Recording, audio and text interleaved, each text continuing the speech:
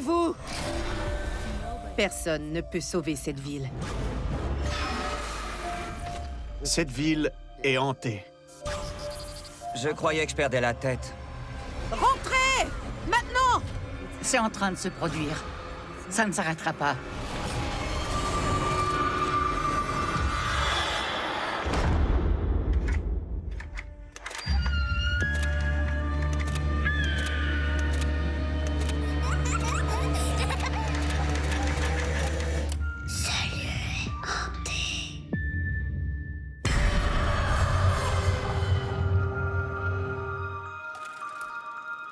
Bel Air, en Ohio. Une ville où des échos du passé chuchotent encore dans les rues.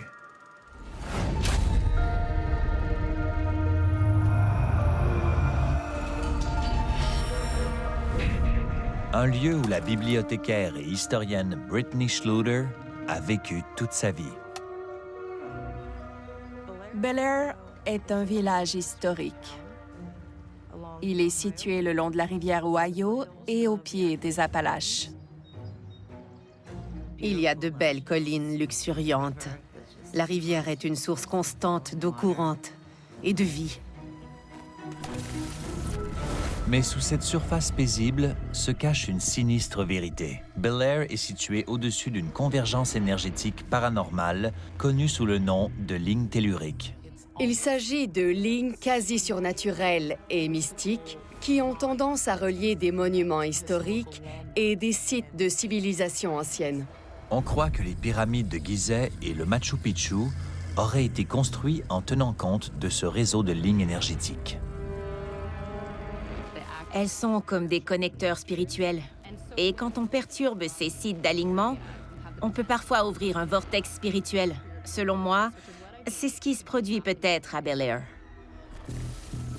Les origines de la ville remontent à l'époque violente et tumultueuse de la guerre de la conquête dans les années 1750. C'était le terrain de bataille pour prendre le contrôle des ressources naturelles de la vallée de l'Ohio. Au-delà des batailles sanglantes, Bel Air est devenu un centre industriel animé. On avait des mines de charbon, des bateaux à vapeur et des trains. Bel Air était surnommée la meilleure ville américaine.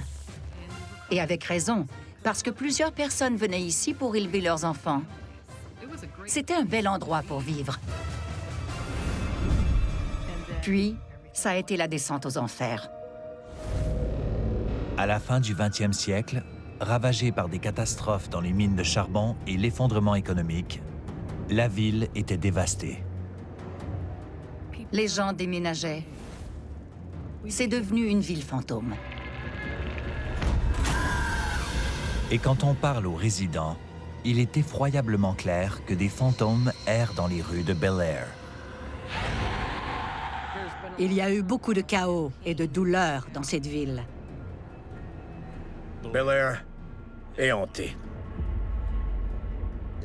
Il y a des histoires non terminées. Des énergies qui ne sont pas libérées. Mon frère et moi, on était couchés et on entendait des bruits de pas sur le plancher. On voyait une ombre passer derrière la fenêtre. Quand on allumait les lumières, il n'y avait personne. Il y a un esprit chez moi. Ma maison a plus de 100 ans. Ouais. Une nuit, j'ai vu le visage d'un homme avec un chapeau. Ça m'a terrifié. C'est l'endroit le plus sinistre dans lequel j'ai vécu. C'est une ville très jolie. Il y a de très beaux endroits et les résidents sont charmants. Mais quand on vit à Bel Air et qu'on prend le temps de marcher sur ces collines et ces terres, c'est un cauchemar.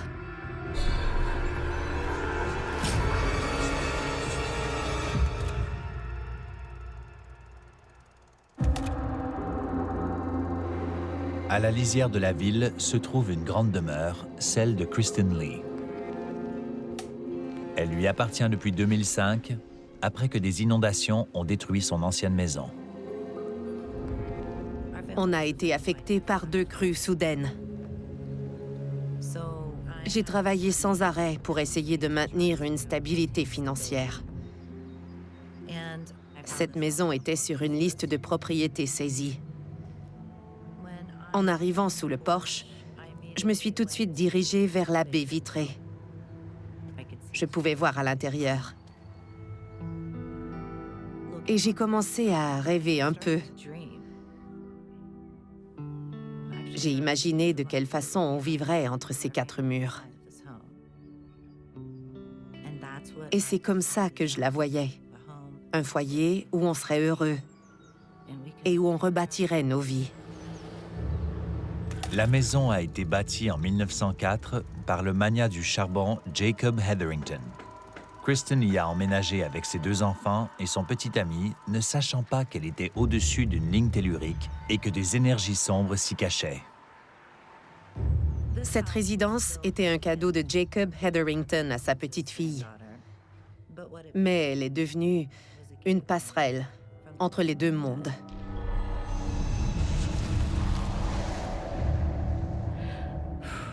Quoi? Dites-moi ce qui s'est passé. Peu de temps après avoir emménagé, j'étais dans mon bureau à l'étage. Je travaillais. Au-dessus, il y a le grenier. Et j'ai entendu mon petit ami là-haut. J'ai entendu sa voix et de la musique. Il chantait. J'ai entendu l'animateur. Mon copain se moquait de lui. Ça se passait dans le grenier.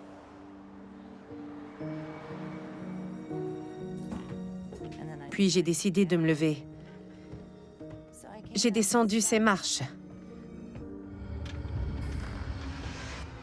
Et je me suis arrêtée subitement. J'ai vu mon amoureux entrer.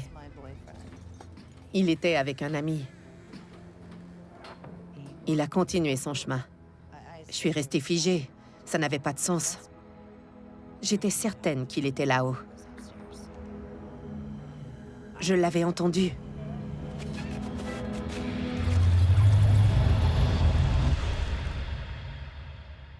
Il n'avait jamais mis les pieds là.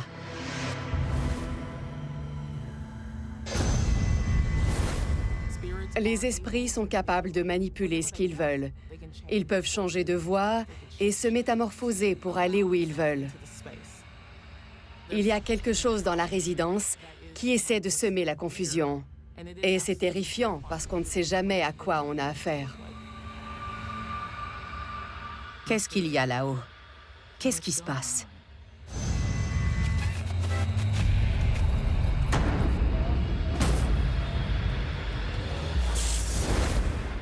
Mais l'esprit qui hante son grenier ne se limite pas qu'à cet espace. Un soir, on écoutait la télévision dans le salon et un orage a éclaté.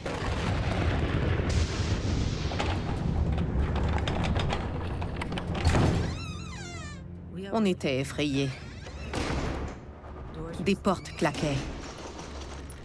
Mais elles étaient fermées à clé. Elles ont un pen dormant. Celle-ci s'est refermée. Celle-là, bam. Une autre, bam. Puis, bam, bam, bam, bam, bam.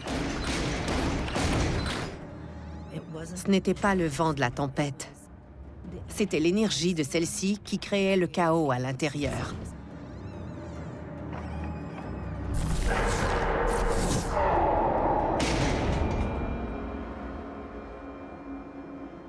J'ai commencé à faire des recherches et j'ai découvert qu'on a des lignes telluriques à l'arrière. Pour mieux comprendre les lignes telluriques, imaginez-vous des lignes qui traversent le globe terrestre.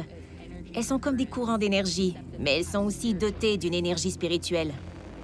On croit que les civilisations anciennes ont bâti leurs temples ou leurs lieux spirituels au-dessus des intersections, parce qu'elles étaient conscientes de l'épicentre spirituel où ces lignes s'entrecroisent.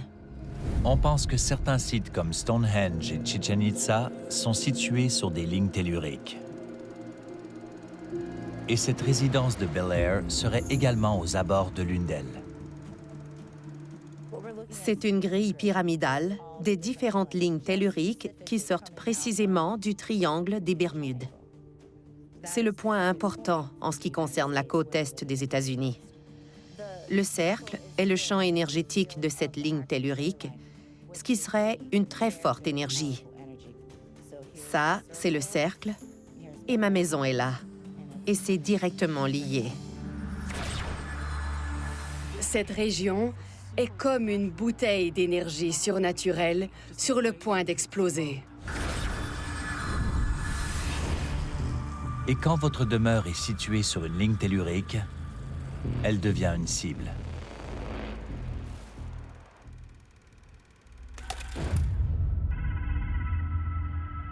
Cinq ou 6 mois après avoir emménagé, c'était la nuit. Et je dormais profondément sur le canapé.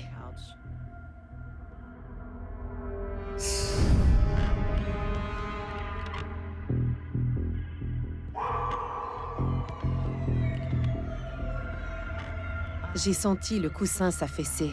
Il y avait un poids sur le coussin. J'ai ouvert les yeux. Mais il n'y avait rien.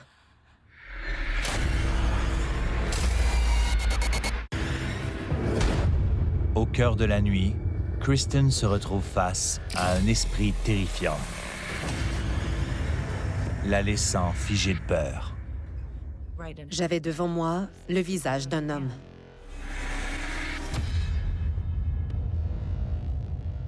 Il n'avait aucune expression. Il portait un chapeau et il avait des yeux bleu pâle qui me transperçaient. Je me suis dit, d'où vient-il? Qu'est-ce que c'est? Est-ce qu'on va mourir? Est-on en danger? J'ai crié, « Qui êtes-vous » Puis il a reculé. Et il a disparu. J'ai pensé, oh mon Dieu, c'est un fantôme. Je ne voulais pas le croire. Mais il n'y avait rien pour me prouver le contraire. Les esprits restent parfois dans un espace et ne continuent pas leur parcours spirituel. Ils peuvent être encore coincés dans ce lieu. Et parfois, ils se manifestent aux vivants parce qu'ils croient que c'est leur territoire. Kristen a approfondi ses recherches sur son domicile et a découvert un indice concernant l'un des anciens occupants, Edwin Hetherington, le petit-fils de Jacob. Quelques semaines plus tard, j'ai trouvé son certificat de décès. Et il était écrit qu'il avait les yeux bleu pâle. Quand j'ai su qui était Edwin Hetherington, j'ai alors compris tout ce qui se tramait sur cette propriété. En 1940, un tragique accident dans une mine de charbon a plongé la ville dans un profond désarroi. Il y a eu une explosion dans la mine de charbon. Non seulement des hommes ont perdu la vie et des femmes leur mari, mais en plus, ça a créé de grandes répercussions financières et émotionnelles sur la communauté. Quand Edwin Hetherington a appris la nouvelle, il a invité les épouses et les enfants du coin à venir dans cette pièce pour tenter de communiquer avec les défunts. Il était médium à l'époque. Et maintenant, il se présentait à moi, de l'au-delà, avec ses yeux bleu pâle. À partir de ce moment-là, je savais que cette demeure était hantée. Sachant qu'Edwin tenait des séances de médium, il y a de fortes chances que Kristen ait affaire à plus d'entités qu'elle ne pourrait l'imaginer. C'est comme une porte ouverte. On ne sait jamais qui va se présenter. Et la résidence étant sur une ligne tellurique, ça augmente les probabilités de phénomènes paranormaux. On a l'énergie d'une tragédie, le sang des batailles dans le sol et des portails spirituels.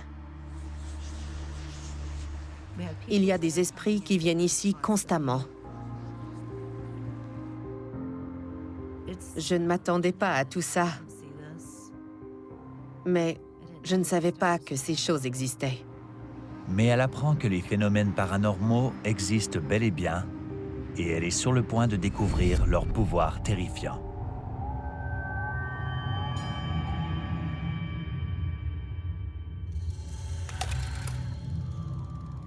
Pouvez-vous marcher jusqu'à la fenêtre et nous dire ce qui est arrivé? Oui. Alors, j'étais assise en attendant de voir la lune. C'était la pleine lune. J'ai toujours aimé la regarder monter au-dessus de la rivière. C'était une belle soirée, alors j'ai ouvert la fenêtre. Puis, j'ai vu quelque chose sur le côté. J'ai aperçu une petite fille dans cette embrasure. Et elle est allée jusqu'au grenier.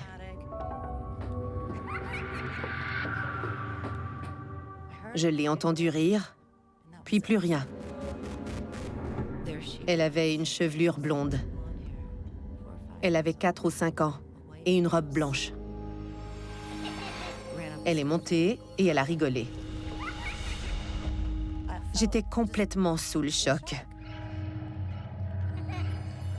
Elle était dans un brouillard. Elle semblait coincée dans un moment du passé. Les esprits peuvent se métamorphoser et changer d'apparence pour gagner notre confiance. Cette fillette pourrait être quelque chose de plus sinistre. Je voulais voir ce qu'elle voulait me montrer. Mais je sentais que ce n'était pas un bon esprit. Et que si j'allais là-haut, je serais en danger. Ça m'a fait peur. Ce n'était pas un enfant. Dieu merci, je ne l'ai pas suivi. Si je l'avais fait, je ne serais peut-être plus ici aujourd'hui.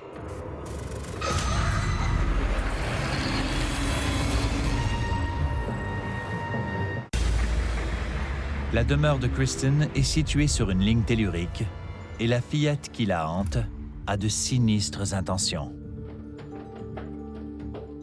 La deuxième fois où elle est apparue, c'était dans la chambre de mon fils. Il jouait à des jeux vidéo avec ses amis. J'étais un peu plus jeune. Je venais de sortir de l'autobus après l'école. Mes amis et moi, on jouait à des jeux vidéo. Ils jouaient à l'étage. Je jetais parfois un coup d'œil sur eux. Ils s'amusaient. Et en revenant les voir un peu plus tard, je les ai trouvés sur le toit. Je suis allée à la fenêtre et j'ai paniqué. Je leur ai crié « Rentrez tout de suite !»« Ne restez pas là! Rentrez !»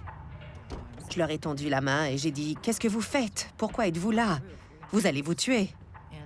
Et l'un des garçons a répondu qu'une petite fille les avait invités à jouer sur le toit. J'ai demandé « Quelle petite fille ?» C'était la fillette, avec des cheveux blonds et une robe blanche.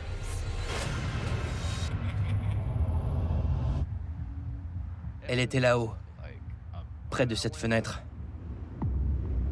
Peux-tu nous la montrer? Oui. C'est celle qui est juste là.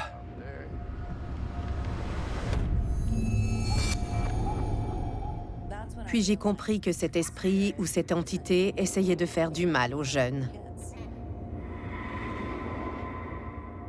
Si je n'avais pas été là, qu'est-ce qui aurait pu se passer? C'est troublant d'y penser. Est-ce qu'ils seraient tombés du toit? Est-ce que cet esprit leur aurait fait du mal? On ne le sait pas. Je ne savais pas ce que c'était.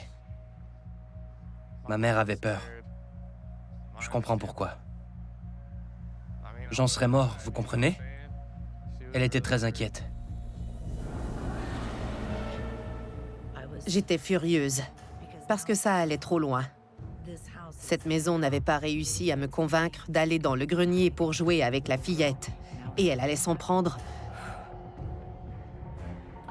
à ce que j'aime le plus au monde. Je voulais que ce soit notre foyer. Je souhaitais que ce soit si génial pour mes enfants que je puisse leur laisser plus tard en héritage. C'est ce que j'espérais. Et je suis pétrifiée à l'idée d'y vivre, parce que j'ai toujours l'impression qu'il va se produire quelque chose avec un fantôme ou une entité.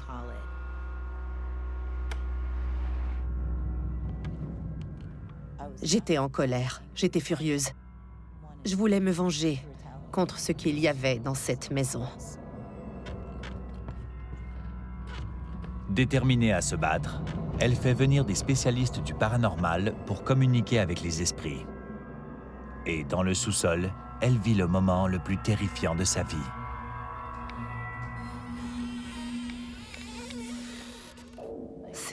Désolée. Ça va? Je ne suis pas allée dans le sous-sol depuis des années en raison de... Avez-vous entendu? Je ne vais pas là. Et si on y va ensemble? Non. Pourquoi? Mon Dieu. Voici ce qui est arrivé. On faisait une séance de spiritisme dans le sous-sol. On allait se servir de leur équipement et voir ce qu'on allait pouvoir en tirer pour entendre des esprits.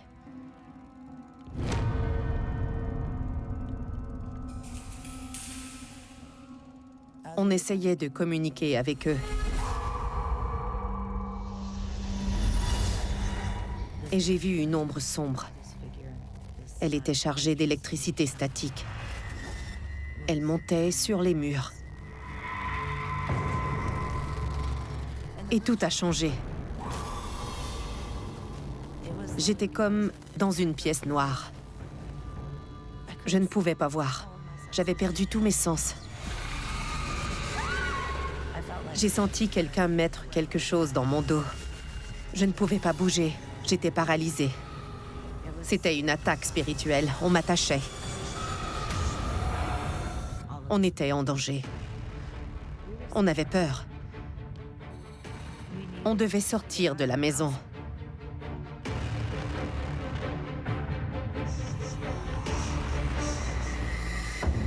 Lors de cette expérience, elle s'est sentie paralysée, comme si elle avait perdu tous ses sens.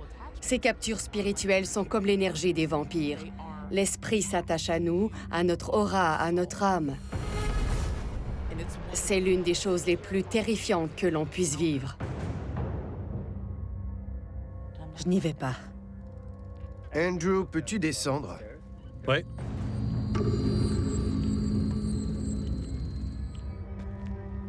Quand les Hetherington possédaient cette demeure, ils étaient maudits. Quand d'autres ont vécu ici et qu'ils sont partis, ils étaient maudits. Je suis maintenant la propriétaire et je me sens maudite.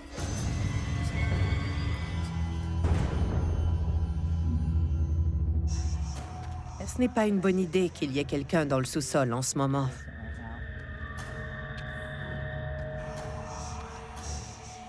Andrew, pouvez-vous monter, s'il vous plaît?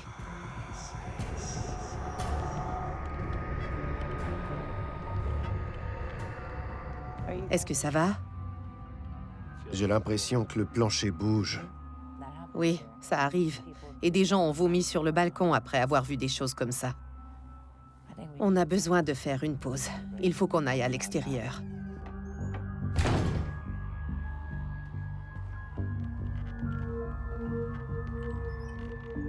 Il y a beaucoup d'étoiles dans le ciel. C'est une belle soirée. Mais ce n'était pas le cas cette nuit-là. C'était le moment le plus effrayant de ma vie. Je savais qu'on nous voulait du mal.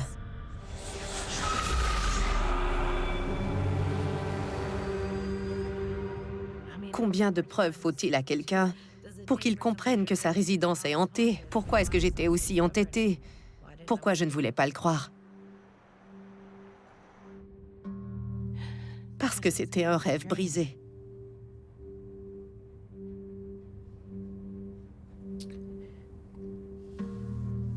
Tout s'est arrêté là. On ne pouvait pas exercer de contrôle. On est parti. On a déménagé. Et après ça,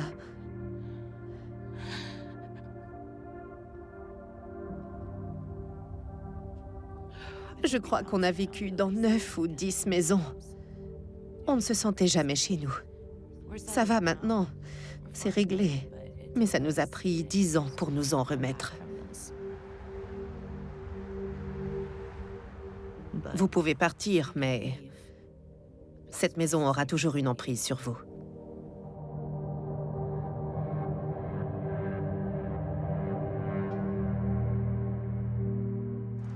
Kristen possède toujours cette propriété, mais elle habite tout près. Et la ville de Bel Air demeure un foyer de phénomènes paranormaux.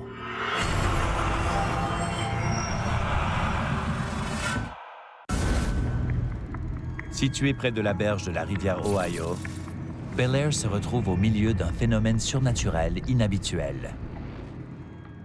Bel Air est un endroit très intéressant. Les lignes telluriques sont profondément interreliées. Et ça en fait un foyer de phénomènes spirituels. Il y a beaucoup d'esprits dans cette ville. Ils ne s'en vont pas. Il y a eu tellement d'événements tragiques et de nombreuses âmes errent, ne sachant pas à quel monde elles appartiennent et où elles doivent aller. Les âmes maléfiques s'en prendront à vous quand vous serez le plus vulnérable.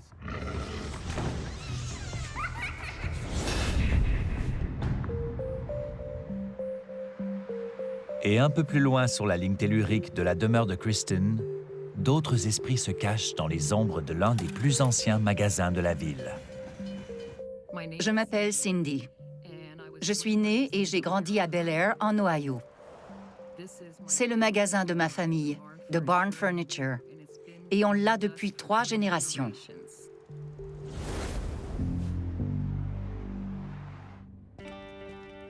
Bienvenue à The Barn Furniture. On a un peu de tout. On a des ensembles pour le salon, des canapés, des chaises, des armoires vitrées. En fait, tout ce qu'il vous faut. Construit en 1890 pour abriter un magasin de charbon, le bâtiment a ensuite été acheté en 1952 par Brooklyn Ross, le grand-père de Cindy et de Rick. Charles Ross, leur père, a commencé à y travailler quand il était enfant. C'est le plus unique des magasins de la vallée de l'Ohio. On y vend des meubles d'occasion, des anciens et des nouveaux. Ma famille vivait pour ce commerce. Elle l'a bâti de toutes pièces. Mon père y travaillait 6 jours par semaine. Et parfois 7 jours. Il venait même le dimanche pour l'ouvrir. Rick l'accompagnait toujours. J'ai un canapé de 3 pièces. Les gens nous appellent parce qu'ils veulent vendre des choses de leur domicile. Les résidents décèdent, ils vont dans des foyers de soins ou ils déménagent dans une autre région. Rick a aidé mon père depuis ses 7 ans. Alors c'est dans notre sang.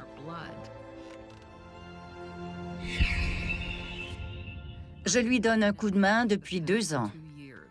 Et ça a été plutôt intéressant. On sait qu'il y a quelque chose d'autre avec nous, ici.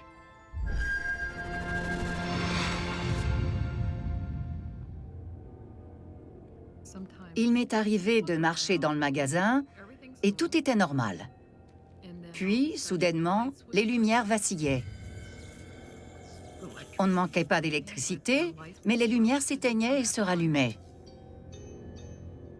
La salle de bain se verrouillait, mais sans occupant.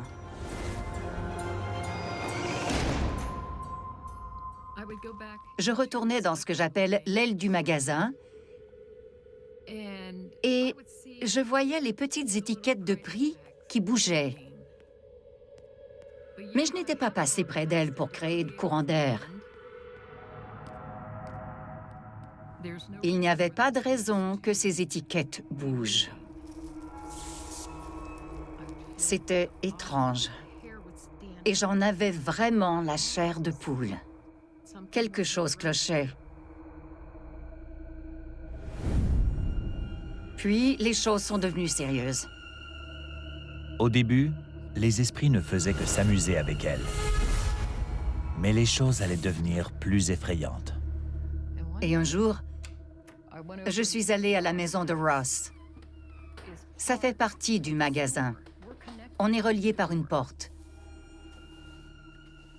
Je faisais du ménage, j'avais mon balai et un porte-poussière. Puis, j'ai cru entendre quelque chose à l'étage. Ça ressemblait à des bruits de pas. Je savais que j'étais seule à l'intérieur. Mais il y avait des pas. Il y avait quelqu'un d'autre. Alors j'ai décidé d'aller voir ce que c'était. Plus je montais, plus je me sentais anxieuse. Et j'entendais ces pas. Je ne savais pas ce qui m'attendait là-haut.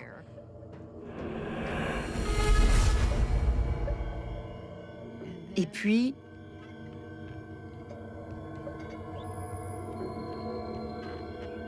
la porte s'est lentement ouverte.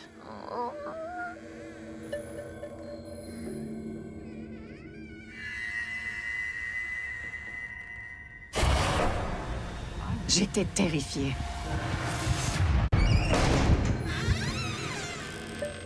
Dans une ville sur une ligne tellurique, Cindy est paralysée par la peur. Elle craint ce qui se cache derrière la porte. Mon cœur battait la chamade. Je ressentais une peur bleue. J'étais figée. C'était horrible. J'en tremble juste à y penser. Cette porte s'était ouverte toute seule.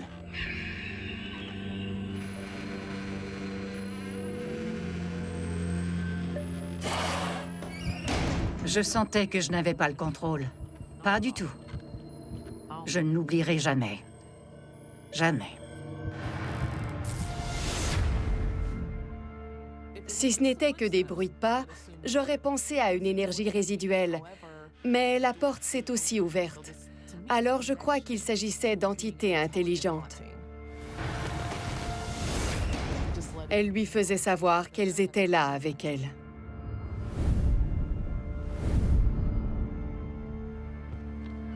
Les esprits ont commencé à faire sentir leur présence à quiconque osait entrer dans le magasin.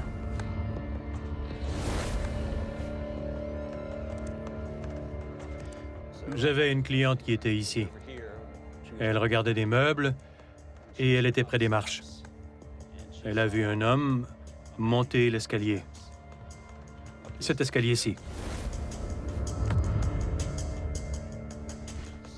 Quand elle est venue me voir, j'étais derrière le comptoir.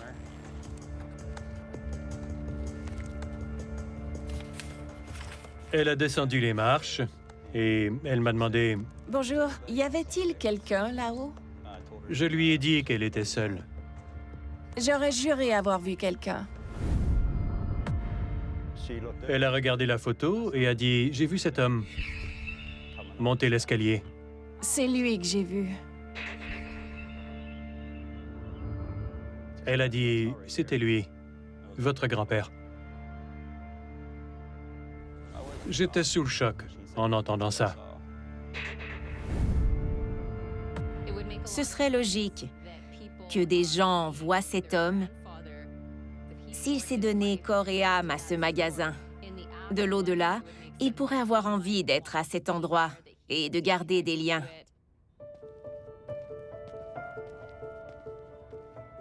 Mon grand-père, mon héros. J'avais une très bonne relation avec lui. Il était si attentionné.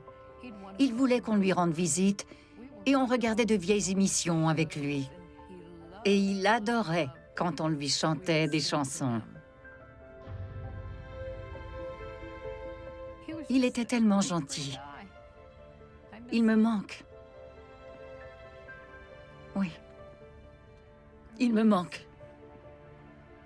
Je crois sincèrement que mon père et mon grand-père sont ici. Mais je sais qu'ils ne sont pas seuls.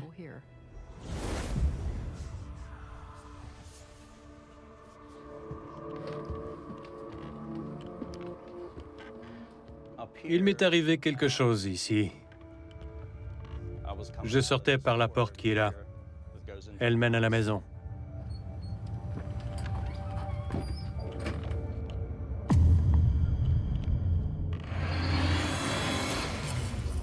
J'ai vu une grande ombre traverser devant moi. C'était peut-être un client, mais j'avais verrouillé la porte. Ça m'a donné la chair de poule. Et j'ai regardé dans la pièce.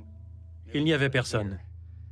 Quand j'avais vu l'ombre, elle était apparue de là et avait disparu par là.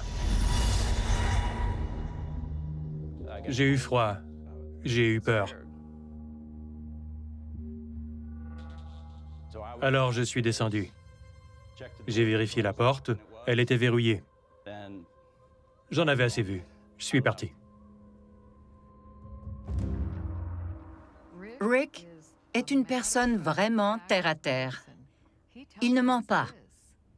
Et qu'il vous raconte ça, ça veut tout dire. Qu'est-ce que ça peut être? Qu'est-ce que c'est? Est-ce un esprit? Un bon ou un mauvais? On apporte beaucoup de choses ici. Et parfois, sinon très souvent, des esprits viennent avec celles-ci. Ils sont ici, dans le magasin. Des âmes refusent de se séparer de certains objets de leur passé, et personne ne sait pourquoi.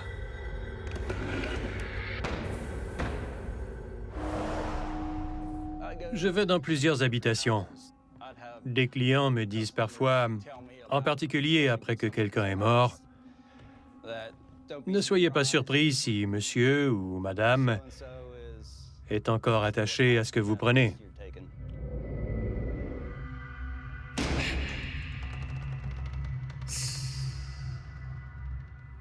Étant donné tout ce qu'on apporte ici de différentes propriétés, qui sait ce qui nous menace?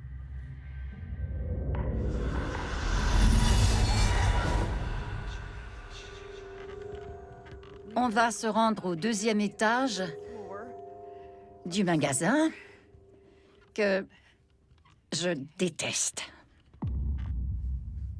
Quand je viens ici, je me sens mal à l'aise. Et je suis mal à l'aise en ce moment.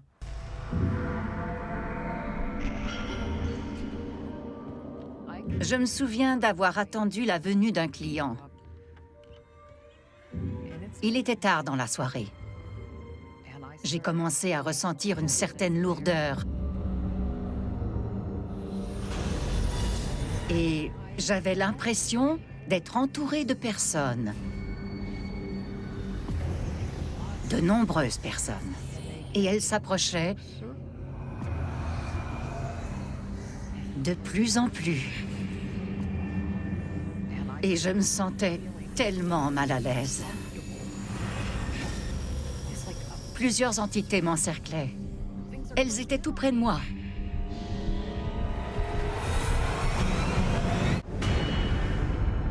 À Bel Air, en Ohio, des esprits libérés d'une ligne tellurique ont envahi un magasin de meubles. Je sens quelque chose. Ça se rapproche de moi. L'ambiance est lourde. Je perds le souffle. Je ne peux pas parler. Je suis morte de peur. Il faut que je parte. Je dois sortir de là. C'était atroce. Terrifiée, Cindy fuit le magasin. Mais les esprits ne restent pas là. Je monte dans ma voiture. Je conduis sur la route et je sais qu'il n'y a que mon sac à main sur le siège du passager. Mais je sens qu'il y a quelqu'un. J'entre chez moi. J'allume la télévision pour regarder les nouvelles. Elle s'éteint. Puis, elle se rallume. Cette télé l'a fait 5 fois.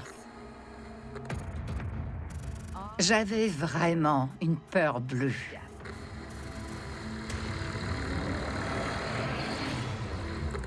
C'était effrayant.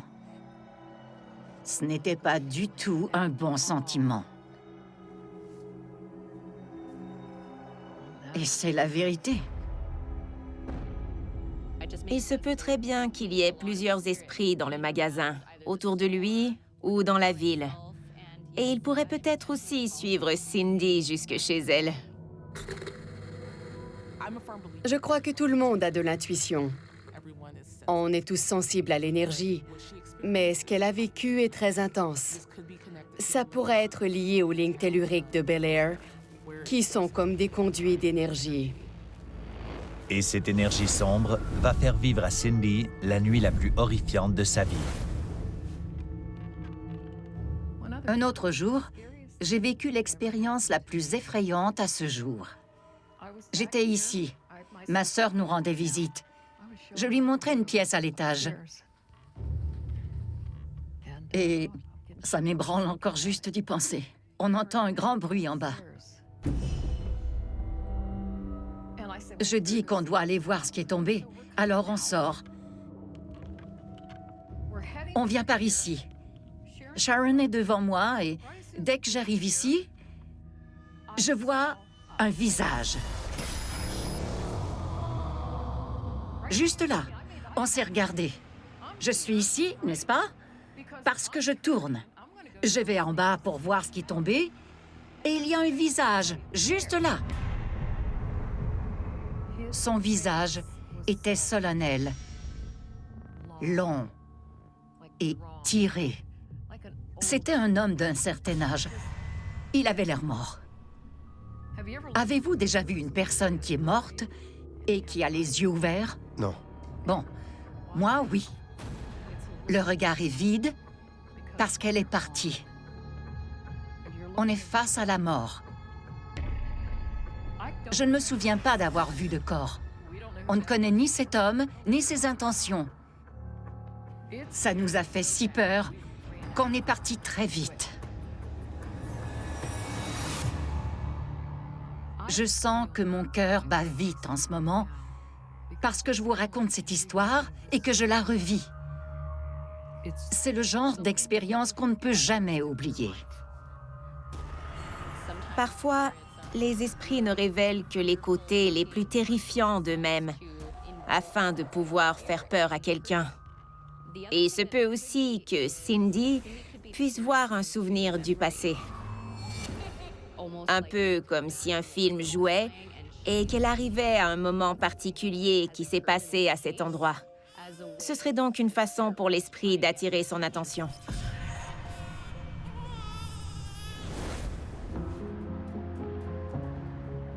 Les gens qui ont vécu dans cette ville et dans ces bâtiments ont laissé une empreinte. Certains ne sont jamais partis et ils sont avec nous. J'en suis souvent témoin ici.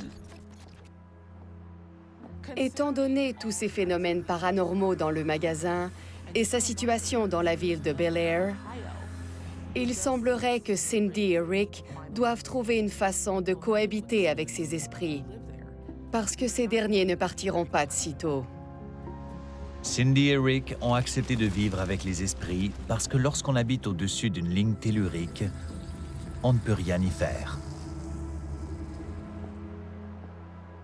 Il y a des choses qui se produisent ici et qui vont continuer d'arriver. On nous apportera des meubles d'occasion et de nouveaux esprits feront leur apparition. Ils partiront quand on les vendra. Ça m'a donné plusieurs frousses. Mais il n'y a rien qui réussira à me convaincre de partir d'ici. Il ne reste que ma sœur et moi. On va continuer de s'occuper du magasin familial, et aussi longtemps que possible. Je suis ici pour de bon. Je n'irai nulle part jusqu'à ce que je meure. Puis je reviendrai. Je reste ici. Je suis ici pour de bon. Bel Air étant le foyer de phénomènes paranormaux, ses rencontres avec des esprits ne cesseront peut-être jamais. C'est un centre névralgique pour des événements paranormaux en raison de cette énergie spirituelle. En tant qu'enquêteuse du paranormal, c'est inhabituel pour moi de trouver des villes avec l'histoire de Bel Air. Il s'y est passé tellement de choses que ça finit par créer un vortex d'activité paranormale.